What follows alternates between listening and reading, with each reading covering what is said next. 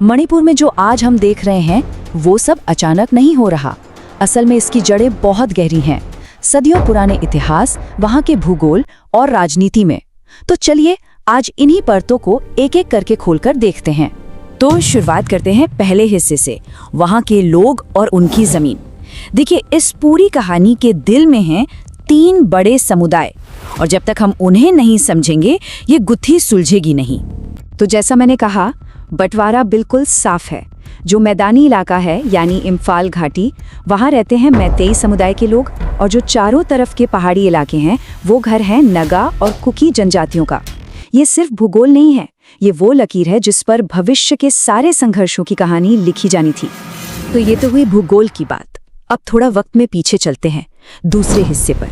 देखते हैं कि इतिहास ने मणिपुर की पहचान को कैसे गढ़ा। एक पुराने साम्राज्य से लेकर अंग्रेजों के आने तक का सफर। देखिए, इतिहास में ना कुछ पल ऐसे आते हैं जो सब कुछ बदल देते हैं।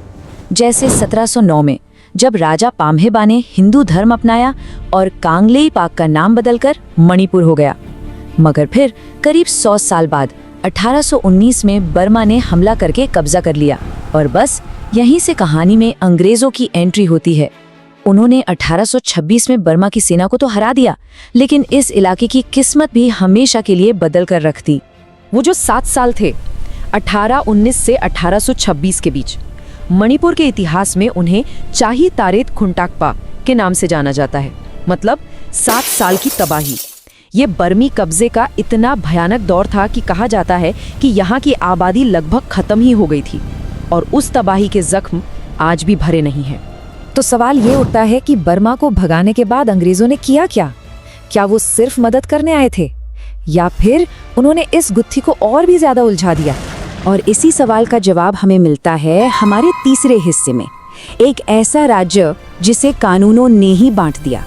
हम देखेंगे कि कैसे पहले अंग्रेजों ने और फिर आज़ाद भारत की सरकारों ने इस बंटवारे पर कानूनी मोहर लगा दी। अंग्रेजों ने वही किया जो वो हमेशा करते थे, डिवाइड एंड रूल, यानी फूट डालो और राज करो।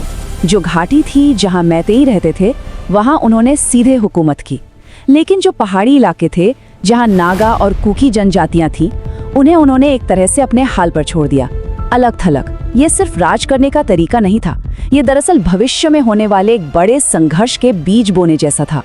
फिर देश आज़ाद हुआ, और मणिपुर का भारत में शामिल होना वो भी अपने आप में एक बहुत पेचीदा कहानी है।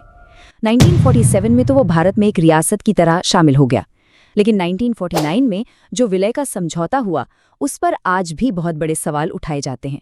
इसके बाद काफ़ी समय तक ये एक यूनियन टेरिटरी रहा, और फिर जाकर 1972 में इसे एक पूरे राज्य का दर्जा मिला। और अब कहानी में आता है एक बहुत बड़ा और शायद सबसे अहम मोड़, 1960 का लैंड रिफॉर्म एक्ट। इस कानून ने एक अजीब सी स्थिति बना दी। घाटी में रहने वाले मैतेई लोग पहाड़ी इलाकों में जमीन नहीं खरीद सकते थे, लेकिन पहाड़ी इलाकों में रहने वाली जनजातियां घाटी समेत पूरे मणिपुर में कहीं भी जमीन खरीद सकती थीं।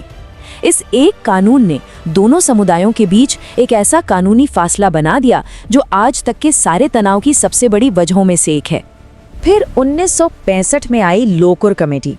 इसने तय किया कि किसे अनुसूचित जनजाति यानी एसटी का दर्जा मिलेगा। इसके लिए 5 पैमाने रखे गए: आदिम लक्षण, विशिष्ट संस्कृति, भौगोलिक अलगाव, संपर्क में संकोच और पिछड़ापन। अब इन पैमानों के आधार पर नगा और कुकी जनजातियों को तो एसटी का दर्जा मिल गया, लेकिन मैतेई समुदाय को नहीं मिला। और इसका सीधा असर क्या हुआ कि जो विशेषाधिकार एसटी दर्जे के साथ मिलते हैं, जैसे कि पहाड़ी इलाकों में जमीन खरीदने का हक, वो मैतेई समुदाय को नहीं मिल पाए। तो जब बातें कानून और इतिहास की शिकायतों से आगे बढ़ जाती हैं, तब क्या होता है?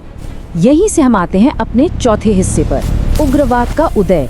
देखते हैं कि कैसे जमीन और पहचान की ये लड़ाई धीरे धीरे बंदूक और हिंसा की लड़ाई में बदल गई। अब यहाँ एक ही जमीन पर 3 अलग अलग सपने देखे जा रहे थे, और ये तीनों सपने एक दूसरे से टकरा रहे थे। एक तरफ थे मैतेई उग्रवादी, जो कहते थे कि 1949 का विलय गैर कानूनी था और वो भारत से अलग होना चाहते थे।